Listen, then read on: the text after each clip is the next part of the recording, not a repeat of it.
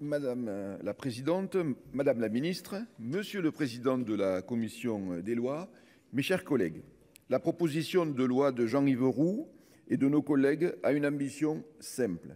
Son article unique vise à supprimer le transfert obligatoire des compétences eau et assainissement aux communautés de communes prévu au 1er janvier 2026. Ce texte permet de répondre aux attentes légitimes des élus des territoires ruraux et de montagne et reprend une position défendue de manière constante par le Sénat depuis le vote de la loi NOTRe en août 2015.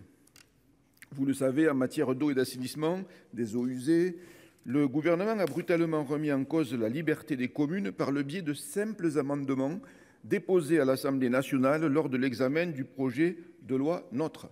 Ça n'a jamais été à l'initiative du Sénat. Notre Assemblée s'est opposée à ce transfert obligatoire, consciente des difficultés qu'il allait poser aux communes de nos territoires qui ne connaissent pas la même urbanisation que les autres intercommunalités. Toutefois, lors de la commission mixte paritaire, un compromis a été trouvé par le Parlement en reportant le transfert obligatoire au 1er janvier 2020. Par la suite, le Sénat a tenté d'obtenir le rétablissement du caractère facultatif du transfert des compétences eau et assainissement lors de l'examen de différents textes.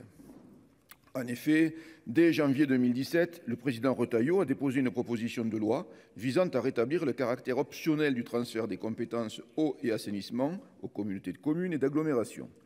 Ce texte a été voté à l'unanimité par le Sénat en octobre 2017, mais les députés ont renvoyé son examen en commission. Par la suite, le Parlement a voté plusieurs assouplissements à cette obligation de transfert, faute d'un véritable retour en arrière.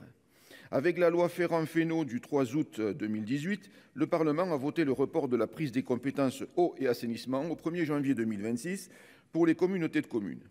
Puis, la loi Engagement et Proximité du 27 décembre 2019 a notamment permis aux communautés de communes de déléguer l'exercice des compétences eau et assainissement à une commune membre de l'intercommunalité ou à un syndicat infracommunautaire. Enfin, la loi 3DS du 21 février 2022 rend possible le maintien des syndicats infracommunautaires après le 1er janvier 2026.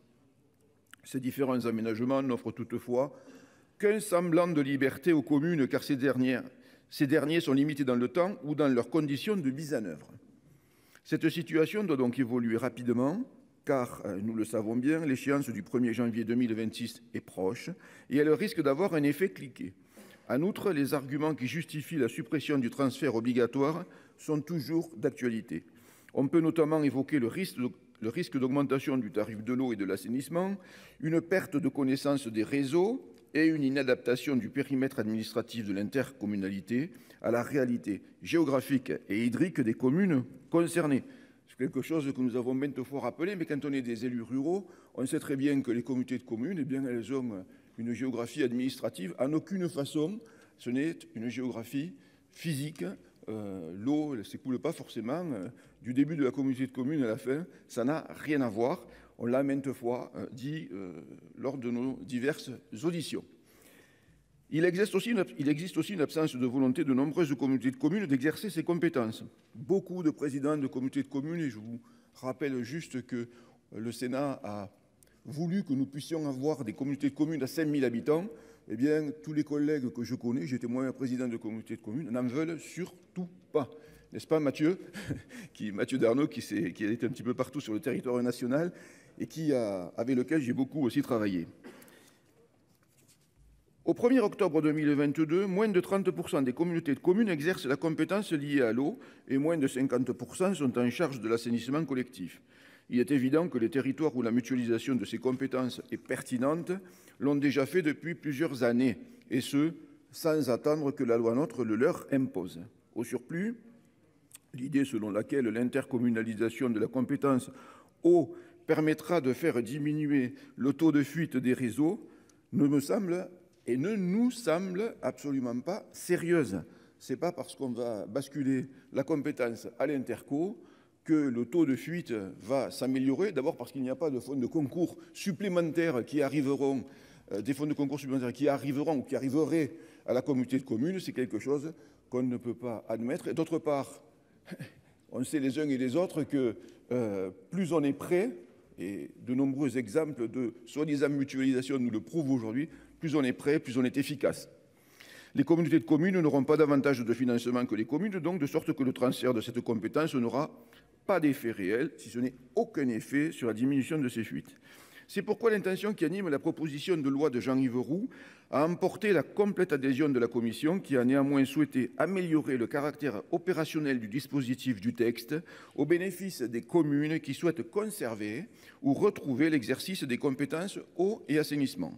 La rédaction retenue par la Commission entend donner son plein effet au principe de différenciation voté par le Parlement dans la loi 3DS il y a tout juste un an. En premier lieu, la Commission a prévu un mécanisme de restitution des compétences eau et assainissement aux communes déjà transférées. Cette faculté peut s'exercer à tout moment et pour tout ou partie des compétences. Le texte proposé par la Commission donne le pouvoir aux communes, et non à l'intercommunalité, de décider d'une restitution des compétences. Ainsi, la restitution des compétences eau et assainissement pourra être obtenue si une majorité des conseils municipaux la demande. Parce qu'il est évident que si on a une communauté de communes avec une commune à l'intérieur qui a 80% de la population, eh bien, la messe sera dite avant d'emblée. Afin d'éviter aux communes minoritaires de se voir imposer une redescente de compétences qu'elles ne souhaitaient pas exercer, il est prévu qu'un mécanisme de transfert à la carte et simplifié des compétences redescendues à la communauté de communes. En outre, et afin d'éviter qu'une minorité de communes ne se retrouve dans l'impossibilité d'exercer à nouveau les compétences eau et assainissement en cas de majorité défavorable à une restitution de compétences, le dispositif proposé prévoit que dès lors qu'il existe un accord sur cette demande entre la communauté de communes d'une part et une ou plusieurs communes d'autre part, la restitution peut avoir lieu. En second lieu, la Commission a entendu assurer une stabilité aux conventions de délégation existantes entre les communautés de communes et leurs délégataires. Il ne faut pas remettre en cause des modalités de fonctionnement satisfaisantes pour les communes.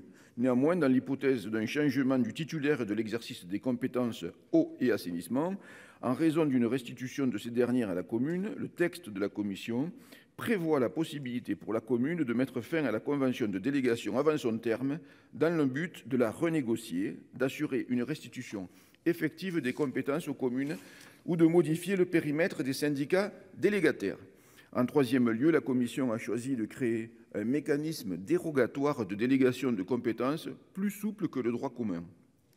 En effet, les délégataires pourront être des communes ou des syndicats infracommunautaires existants ou créés postérieurement à l'entrée en vigueur de la loi, ce qui est actuellement impossible selon le droit en vigueur. Pour conclure mon propos, je tiens à souligner que j'ai travaillé en parfaite coopération avec notre collègue Jean-Yves Roux, mais aussi avec des collègues, je le disais, Mathieu Darnaud, qui a beaucoup travaillé sur ce sujet et beaucoup auditionné des élus locaux au niveau national, avec Françoise Gatel, et bien sûr avec tous les collègues issus des milieux ruraux qui m'ont fait part de leurs mêmes préoccupations, faire en sorte donc qu'en 2026, nous n'ayons pas obligation de transférer la compétence aux intercommunalités. C'est quelque chose qui est très cher au Sénat, mais aussi très cher à nos communes et à beaucoup de nos présidents de communautés de communes. Voilà. Donc je tiens à remercier tous les collègues qui m'ont fait part de cela, à la qualité de nos échanges, à notre collaboration pour formuler des pistes de solutions équilibrées et consensuelles dans l'intérêt de nos communes. Je vous remercie. Merci, cher collègue. La parole est à Madame Dominique Faure,